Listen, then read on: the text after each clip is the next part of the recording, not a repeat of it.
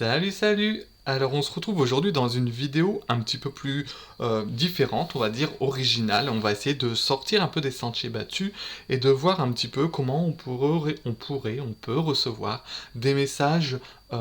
J'ai envie de dire que dans ma croyance, bien sûr, c'est qu'on peut recevoir des messages d'un peu partout, de n'importe où, à partir du moment où on est ouvert à la possibilité d'en recevoir et l'envie d'en recevoir. Donc ici, je m'appuie sur cette pour cette petite guidance, on va dire. Je m'appuie sur les principes de l'enchromancie. Alors, si tu ne connais pas l'enchromancie, c'est une technique des arts divinatoires, qui fait partie des arts divinatoires, qui permet de lire, de deviner, de prévoir l'avenir dans les taches d'encre. Bon, ici je suis sorti un petit peu du cadre puisque j'ai fait l'enchromancie à ma manière. Je pense qu'on est toujours meilleur quand on arrive à comment on va dire, à je perds mes mots, à capter l'essence des choses et se l'approprier et jouer avec pour que ça fasse sens pour soi. Donc voilà, c'est ici donc une enchromancie qui a été un petit peu plus riche, un peu plus travaillée, peut-être plus à un côté plus, je vais pas me lancer des fleurs, mais on va dire un petit peu plus artistique, on va dire.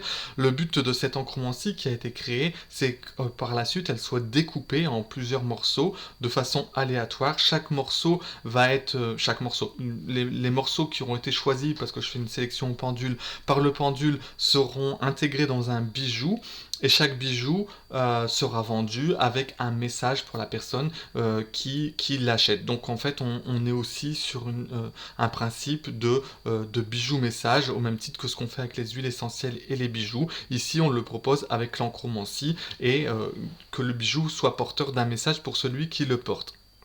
Donc voilà, je vous fais un petit peu le résumé de le travail qu'on fait autour de l'enchromancie dans la marque. Donc aujourd'hui, j'avais envie de partir, du coup, comme on est au mois de mai et que le dicton du mois de mai c'est en mai, fais ce qu'il te plaît, et j'avais envie de partir, de voir un petit peu, de vous proposer, de voir qu'est-ce qui en ce moment vous plairait de faire, ou peut-être d'être, ou peut-être d'avoir en fonction d'eux, dans le futur. Qu'est-ce qui bloque? Peut-être le fait de pouvoir y accéder. Est-ce qu'il y a un blocage? Est-ce qu'il y a une croyance, une limitation, quelque chose qui vous empêche d'accéder à ça?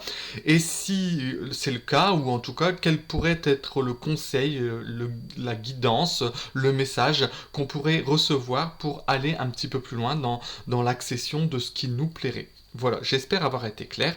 Donc ce que je vais vous proposer, alors je ne vais pas vous proposer la version 1, parce que la version 1, je l'ai proposée en guidance autonome, on va dire, pour que chaque personne puisse avoir son message personnel sur Instagram. Donc du coup, je ne vais pas faire de lecture de celle-ci dans cette partie-là, mais je vais faire une lecture en 3 choix, et ce qui est cool, c'est que en fait il nous reste encore 3 côtés, donc du coup ça nous permet d'avoir 3 choix. Donc tu pourras faire le choix numéro 2, le choix numéro 3 ou le choix numéro 4.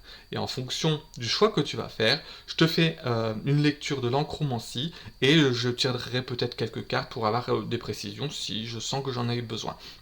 Sachant que les messages que j'ai tirés de l'enchromancie, je les ai travaillés avant de faire cette vidéo, parce que ça nécessite pour moi de me plonger dans l'enchromancie. C'est un petit peu comme une espèce de méditation. Les messages arrivent comme ça par la contemplation, c'est un peu un phénomène de contemplation.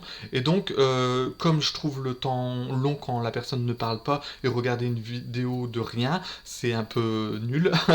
Donc du coup, j'ai extrait les messages que j'ai reçus lors de cette contemplation, lors de cette méditation, donc je vais vous les restituer, et puis je les compléterai certainement de cartes. Alors bon, moi je suis pas très changeant en termes de cartes, hein, toujours le symbolone parce que je l'aime beaucoup, l'oracle de la clé, et puis ici j'ai pris un des potes à Yéna qui est Charlie, pour le conseil. Je trouvais que ça pouvait être cool si on avait besoin d'un conseil d'aller le chercher là-bas. Voilà, bon, allez, je vais utiliser un petit peu d'encens pour me recentrer sur mon tirage. Et on est parti du coup avec le choix 2. Donc si tu as fait le choix 2, hop, je te mets dans le bon sens. Et j'essaye de te cadrer pour que tu aies tout ça à vue. Ok. Donc dans le choix 2, j'ai mes feuilles pas loin, hein, je vais essayer de relire parce que quand je fais du travail comme ça d'interprétation d'encromancie, j'écris mal parce que j'essaye d'écrire au plus vite ce qui me vient. Donc ici, attends que je me replonge dedans. Oui, ok. Dans cette encromancie-là, j'avais cette sensation, alors je sais pas si tu le verras à la caméra, mais en tout cas moi ici j'ai la sensation d'avoir une espèce de tête, que ce soit une tête humaine ou peut-être une tête d'animal, j'en sais rien. En tout cas j'ai l'impression d'une entité, l'expression d'une entité qui aurait comme la volonté, la sensation de souffler vers le futur. Alors j'ai interprété ça comme l'envie, le souffle vers l'avenir, tu vois, l'envie d'avoir des nouvelles envies dans l'avenir. Je sais pas, un petit peu, j'ai souvent des chansons aussi qui arrivent comme ça, la chanson de Johnny à l'idée, l'envie d'avoir envie, l'envie de nouveauté, l'envie d'avoir des nouvelles choses dans l'existence, l'envie d'avoir voilà, il y a une histoire de nouveauté, un souffle nouveau qui nous plairait bien en tout cas. Ça c'est ce que j'ai dans cette énergie là. Ce qui moi me paraît bloquer cette énergie de souffle nouveau, c'est que j'ai l'impression que ce souffle est arrêté, stoppé par une espèce de... Enfin, pas une espèce... l'égrégore d'une passion. Quelque chose qui serait déjà de l'ordre de la passion. Un peu comme s'il y avait déjà trop de passion ou quelque chose qui était déjà trop passionnant et qui nous empêchait quelque part d'avoir accès à de la nouveauté. Alors ça peut être parce qu'on a un cadre un peu trop rigide dans sa passion et qu'on ne s'autorise pas à sortir des sentiers battus et aller explorer d'autres choses dans sa passion, ou alors ça peut être parce que on se laisse absorber trop dans sa passion et qu'on en oublie de faire autre chose et de vivre autre chose. Alors par exemple ça pourrait être pour un artiste qui je sais pas, exprimerait son art au travers de la peinture. Celui-ci pourrait être trop plongé dans la peinture et dans un style de peinture très spécifique. Il aurait envie de nouveauté, mais l'impression qu'il doit faire tout le temps la même chose, confronté à sa passion du trait qu'il a appris et qu'il fait comme ça depuis des années et qu'il n'arrive pas à sortir de ça. Ça pourrait être aussi dans une relation amoureuse, quelqu'un qui a envie de quelque chose de nouveau, d'une nouvelle dynamique dans une relation avec son conjoint ou à sa conjointe, enfin peu importe, et qui se retrouverait bloqué par la peur de le perdre, enfin le côté passionnel de la relation, et donc du coup si on change quelque chose, est-ce qu'on risque pas de le perdre? Enfin voilà, il y a un petit peu de toute cette notion là de l'envie de plus, l'envie de nouveauté, surtout pas de plus mais surtout de nouveauté, qui se confronte à ce qu'on a déjà et ce qui nous est déjà passionnant, tu vois, il y a un petit peu cette notion là. Au niveau de l'énergie du conseil que j'ai tiré de cette encromancie, j'ai eu ici cette sensation de voir un espèce... moi j'y vois un félin, ce serait un chat ou un tigre, enfin quelque chose un peu dans cette ambiance-là, qui serait en train de regarder, alors il est ici pour moi, il serait en train de regarder cette personne qui souffle ce vent de nouveauté, et c'est comme s'il était en train pour moi, de lui dire, observe-toi et pas ce qu'il y a en face. Reviens un petit peu au centre de toi, vois un petit peu ce qui parle en toi et ne regarde pas que ce qui est en face et qui peut-être te bloque. Il y a eu cette notion-là, et il y a eu aussi cette notion de tu es partout chez toi et le monde est ta maison. C'est comme si en fait tu n'avais pas besoin de te limiter à quelque chose, tu peux t'exprimer ou exprimer dans tout plein de potentiel qu'offre la vie. Voilà. Je sais pas si j'ai le besoin de tirer des cartes, ça me semble plutôt clair au final. On va voir un petit peu ce que nous dirait le symbolone dans cette dynamique-là. Tu vois, en fait, c'est comme si l'envie de nouveauté, tu te l'infligeais au lieu de la vivre. comme si on avait la sensation d'avoir besoin de nouveautés, comme une punition, alors que peut-être au final, le félin te dirait, bah, on est très bien dans cette situation. Au niveau du blocage, bah, il y a encore cette notion de peut-être être trop gourmand, il y a peut-être déjà une passion qui est déjà là. Est-ce qu'on a besoin d'encore plus, de différemment? Voilà, c'est des questions qu'on pourrait se poser, c'est des questions qu'on peut se poser.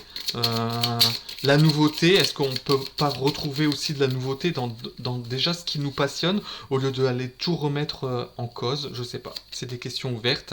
Et ici, bah tu vois, c'est ce que je te disais, le chat, il est en train de regarder, je te disais qu'il te dit observe-toi, et dans l'observation, il y a peut-être une espèce de compréhension à faire. Et donc, bah je trouve au final le message des cartes qui pourrait être en accord, en raccord avec l'encromancie. Donc si tu vis en ce moment une sensation d'avoir besoin de plus, de vraiment avoir envie de nouveautés, bah, je t'encourage peut-être à aller prendre un petit peu de temps, à ralentir un petit peu le mouvement, regarder déjà ce que tu as, à l'épuiser peut-être dans ses passions, peut-être aller y remettre une juste place dans ses passions, soit atténuer certaines passions pour laisser la place à de nouvelles, ou soit peut-être aller peaufiner certaines passions pour découvrir d'autres choses. Voilà.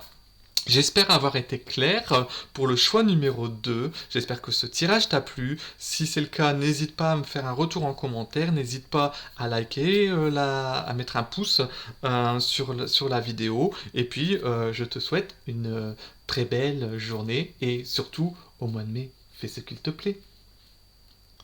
Et coucou à toi qui as fait le choix numéro 3, et donc je vais te mettre dans le bon sens. Là, ton ombre en chromancie, je perds mes paroles. Et voilà. Alors, ce sens-là, c'est le tien. Non, c'est pas du tout le tien. Je me trompe de sens. Hop. Voilà. Ici, c'est le tien. C'est dans ce sens-là que je vais te proposer une lecture enchromantique. Et donc, ici, ce qui m'a tout de suite interpellé dans le désir, l'envie, j'ai eu l'expression, la sensation de voir un feu qui brûle ici, même un feu qui brûle en haut d'une montagne, avec comme message et interprétation que peut-être tu es dans l'envie, le désir, ce qui te plairait, c'est carrément de foutre le feu. J'ai eu comme cette sensation de devoir brûler au sens imagé, hein, des choses, d'anciens souvenirs, ça pourrait être des anciennes photos, je pourrais faire référence par exemple, quand on vit un chagrin d'amour, de brûler les photos de la personne qui nous a quittés, tu vois, hein, on fait ça un petit peu quand on est à l'adolescence. Cette envie de brûler, laisser partir tout ce qui ne marche pas, qui ne marche plus, tout ce qui nous évoque des regrets, du sentiment de tristesse ou de mélancolie. Enfin voilà, l'envie de faire un grand feu de camp, un grand feu de joie de tout ça. C'est ce que j'ai eu la sensation avec cette enchromancie comme ce qui te plairait de faire. Ce qui t'empêche de faire ça, c'est j'ai l'image ici d'un démon ou d'un diable. Enfin, c'est une image, hein, bien sûr. C'est plutôt l'égrégore d'un démon ou d'un diable, donc d'une entité ou d'une énergie, on va dire plutôt négative, qui t'empêche de brûler tous ces souvenirs, qui t'empêche de te libérer, donc de laisser partir tous ces souvenirs, parce que l'impression que si tu venais à les brûler, peut-être alors parce que le feu a une relation avec le diable, tu viendrais encore nourrir encore plus cet égrégore négatif, comme si t'as peut-être peur en fait de par la suite comment regretter d'avoir brûlé ses souvenirs, ses photos, ses lettres, enfin peu importe ce que tu pourrais avoir à brûler physiquement ou à l'intérieur, enfin au niveau de la pensée. Mais en tout cas, y a de cette notion-là, j'avais l'impression que si je les brûle, je nourris le côté négatif parce que peut-être je pourrais le regretter. Il y avait de cette idée-là. Par contre, au niveau du conseil ou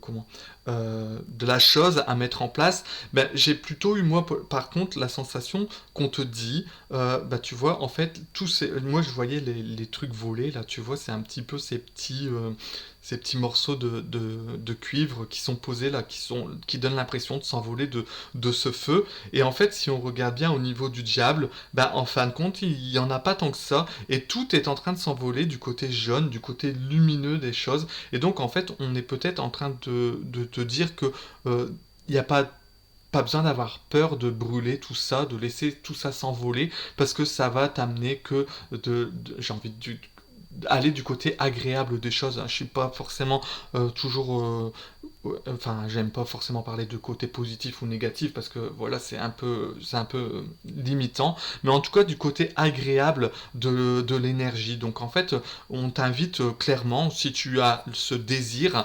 de le faire. Alors, par exemple, c'est tout bête, mais ça pourrait être de façon symbolique, hein, on pourrait parler de ça de façon symbolique. Tu pourrais très bien écrire sur une feuille. Oh, bah dis donc. Tu pourrais très bien écrire sur une feuille tout ce que tu ne veux plus, tout ce qui te dérange, tout ce qui te rend triste, en colère, enfin toutes ces émotions. Et puis symboliquement y mettre le feu. Tu prends bien tes précautions. C'est pas le but de foutre le feu à la maison, mais voilà quoi. Tu vois un peu l'image. Il y a des rituels comme ça qui se font en libération énergétique. Euh, Ouais, tu vois, j'ai la carte de l'amour. Alors, je pense que potentiellement, ça pourrait être en lien, ces choses à brûler, en lien avec une relation. J'ai cette sensation-là, en fait. J'ai eu tout de suite cette image-là quand j'ai lu l'Ancromancie. Je voyais un jeune, une personne adolescente qui, par désarroi, tristesse, tu vois, prenait toutes les photos, toutes les lettres d'amour et finissait par les brûler. J'ai eu cette sensation-là tout de suite. Euh, Ce qui te bloque, bah, tu vois, c'est ça un peu, d'être prisonnier dans ta toile, en fait, dans une toile que tu as tissée toi-même, avec, je pense, avec une histoire de croyance que tu vas alimenter le regret et tout ça, alors qu'au final, je pense qu'il y a beaucoup plus de positif à effectuer cet acte symbolique si tu as à le faire que de ne pas le faire. Et donc ça t'amène au changement. Et ben, écoute, ce tirage de cartes qui vient compléter l'encromancie, je le trouve plutôt pas mal et plutôt raccord à l'histoire que je viens de te raconter. Alors souvent je tire les cartes comme ça pour voir un petit peu si l'énergie que j'avais dans l'encromancie venait se caler avec l'énergie des cartes. C'est bien aussi de confronter les points de vue et voir si bah, on prenait le bon chemin ou si on était complètement à côté, mais en tout cas j'ai l'impression que ça peut faire sens. Donc voilà, si les choses sont à brûler, ben, je t'encourage à le faire de façon symbolique, de façon imagée. Enfin, je te laisse, voilà, je sais que tu as assez comment de réflexion et d'imagination à ce sujet pour faire ce qui est bon pour toi, et puis laisse partir tout ça, laisse tout ça s'envoler vers le côté positif pour changer les choses. Voilà, voilà, choix numéro 3, j'espère que ça t'a plu. Si c'est le cas, fais-moi un petit retour en commentaire, laisse-moi un petit pouce, et puis bah, je te dis à bientôt. Ciao, ciao. Alors, bienvenue au choix numéro 4. Alors, je te mets dans le bon sens. Chacun son sens, chacun sa partie. Et la partie de ton encromancie, c'est celle-ci. Alors, toi qui as fait le choix numéro 4, je vais te faire une petite description, essayer d'être rapide et d'être clair et concis dans mes explications. Ici, j'ai l'impression qu'on parle à des personnes à qui ça plairait d'avoir, alors c'est pas forcément positif, enfin c'est pas forcément péjoratif, mais espérerait avoir comment on dit, Euh, de l'influence, du pouvoir sur quelqu'un d'autre. Ça peut parler de personnes qui peut-être qui aimeraient exprimer clairement ou avec peut-être un peu trop de force, un peu trop d'énergie leur point de vue ou leur connaissance et qui auraient tendance à parler aux autres, qui aimeraient plutôt parler aux autres avec un peu plus d'assurance, un peu plus de pouvoir, un peu plus d'assise, un peu plus de... Il y a quand même cette notion de supériorité. Ou alors, dans l'effet inverse, c'est ça me plairait qu'on ne me parle plus comme ça.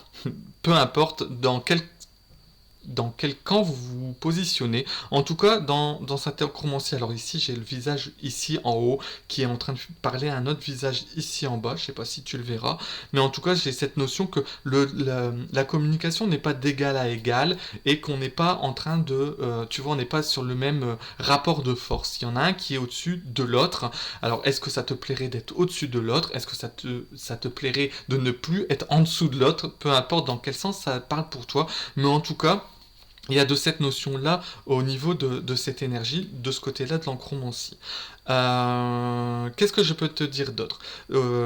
Qu'est-ce qui te bloque à te sentir supérieur et donc du coup à parler aux autres avec une communication où tu affirmes qui tu es supérieur entre guillemets à l'autre. Par exemple, on pourrait être supérieur aux autres dans ses connaissances et donc on peut se placer en termes de compétent et donc au-dessus et se sentir au-dessus de façon légitime dans certaines parties, par exemple, de notre activité professionnelle. Et donc, attends, je tourne un petit peu mes pages parce que du coup, j'étais en train de te parler comme ça, j'ai oublié de voir ce que j'avais noté. Ouais, donc là, ici, qu'est-ce que j'ai marqué? Ah oui, j'ai eu cette notion que, en fait, comme si il y avait dans cette communication un problème de légitimité. On ne sait pas se positionner sa parole. On ne sait pas si on doit se sentir au-dessus et parler aux autres de façon autoritaire, de façon avec du pouvoir, de façon à ce qu'ils se sentent inférieurs. On ne sait pas si on doit se mettre en recul et accepter les autres qui nous parlent de façon supérieure. Enfin, tu vois, il y a un problème d'ancrage, il y a un problème de dialogue, il y a un problème de communication, de comment on dit les choses, comment on perçoit les choses. Enfin voilà, il y a quand même de cette énergie-là. Et donc, du coup, c'est pas très agréable. Ce qu'on t'en conseille, qu'on t'encourage à faire, alors tu vas me trouver un peu loufoque dans ma réflexion, mais j'ai eu l'image ici de Bagheera, et du coup c'était... Bagheera, c'est le livre de la jungle, je crois que c'est la panthère, qui est en train de vouloir, je sais plus trop bien, mais enfin voilà, il y a cette notion de félin qui est quand même assez prédateur, un petit peu offensif, un petit peu, tu vois, et qui en impose, et qui a du pouvoir, et c'est comme si dans l'encromancier on lui mettait une plume comme les danseuses de cabaret, et on te disait, mais peut-être qu'il faut peut-être arrêter de se prendre peut-être un peu trop au sérieux, peut-être de mettre un petit peu d'autodérision dans ta façon de parler ou dans ta façon de recevoir les messages, tu vois, d'y mettre un petit peu de... Ouais, il y a cette notion d'autodérision. On peut être...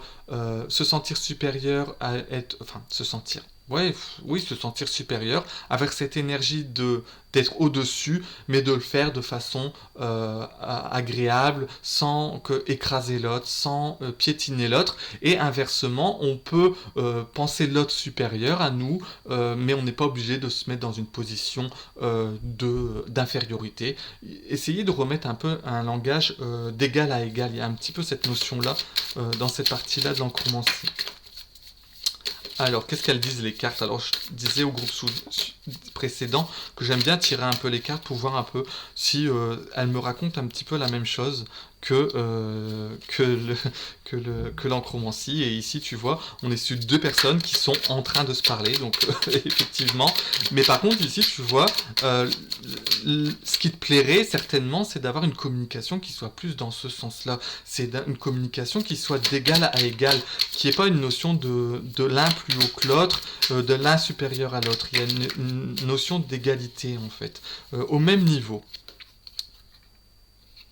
Donc, ce qui t'en empêche, empêche ça, bah, c'est les tours qu'on s'est construites. C'est ce que je te disais, la tour, l'ancrage, il y a cette notion d'assise. Une tour, pour tenir dans sa hauteur, elle a besoin d'avoir une bonne assise, un bon socle. Et donc, c'est peut-être un peu ce qui te manque à l'heure actuelle pour avoir une communication d'égal à égal, c'est d'avoir un bon socle, d'avoir une bonne base pour incarner la solidité dans ta communication.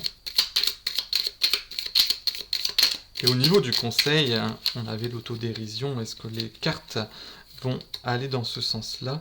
Et ben il y a aussi oser, tu vois. Oser peut-être, alors là je vais extrapoler un petit peu, je vais aller un petit peu dans oser être soi, un peu la palisse, tu sais, oser ne plus jouer un jeu et te montrer tel que tu es. Et ça fait un peu sens avec ce que je te disais de l'autodérision, c'est-à-dire, ben on se prend pas au sérieux, quoi. On ose être qui on est et c'est comme ça et c'est pas autrement. Voilà, c'est un petit peu l'idée qu'on a dans ce tirage-là.